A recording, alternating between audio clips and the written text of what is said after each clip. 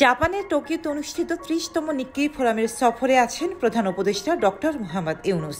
বৃহস্পতিবার ২৯ মে সকালে তৃতীয় দিনের সম্মেলনের বক্তব্যে তিনি বলেন, বাংলাদেশের সব দল নয়, একটি রাজনৈতিক দলই শুধু চলতি বছর ডিসেম্বরে জাতীয় নির্বাচন চায়।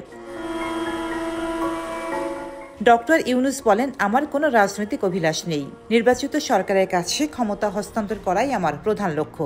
মানুষের ন্যায় বিচার, সমতা, স্বাধীনতা, মর্যাদা নিশ্চিত এবং গণতন্ত্র মসৃণ রূপান্তরের লক্ষ্যে একটি অবাধ, সুষ্ঠু ও বিশ্বাসযোগ্য সাধারণ নির্বাচনের জন্য প্রস্তুতি নিচ্ছে অন্তর্বর্তী সরকার।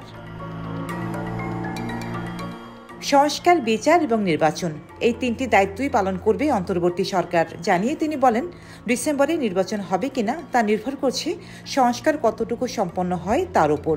ডিসেম্বরে নির্বাচন দেওয়া নিয়ে একটি নির্দিষ্ট রাজনৈতিক দলই বলছে, সব দল নয়। ডিসেম্বর থেকে জুনের ভেতর নির্বাচন করতে সরকার বদ্ধপরিকর। ডিসেম্বরে নির্বাচন করতে গেলে তাড়াহুড়ো করে সংস্কার করতে হবে। ভালো করে সংস্কারের জন্য ডিসেম্বরের পরে আরও ৬ মাস প্রয়োজন। প্রধান উপদেষ্টা বলেন, অনেক চড়াই উতরাইয়ের মধ্য দিয়ে ক্ষমতায় আসা এই সরকারের মূল লক্ষ্য দেশের মানুষের আকাঙ্ক্ষা পূরণ।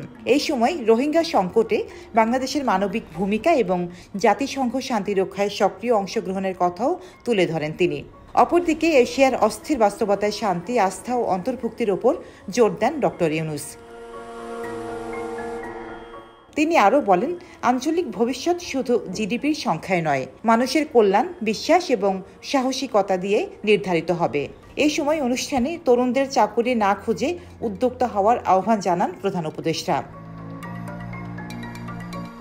প্রসঙ্গত, লাওস ও পালাউয়ের প্রেসিডেন্ট, জাপান ও কম্বোডিয়ার প্রধানমন্ত্রী, ভিয়েতনাম ও সিঙ্গাপুরের উপপ্রধানমন্ত্রী, মন্ত্রী, নীতি বিশেষজ্ঞ, শিক্ষাবিদ, আন্তর্জাতিক সংস্থার প্রতিনিধিরা ফোরামে অংশগ্রহণ করছেন। রোজিনা রোজি, দেশকাল নিউজ।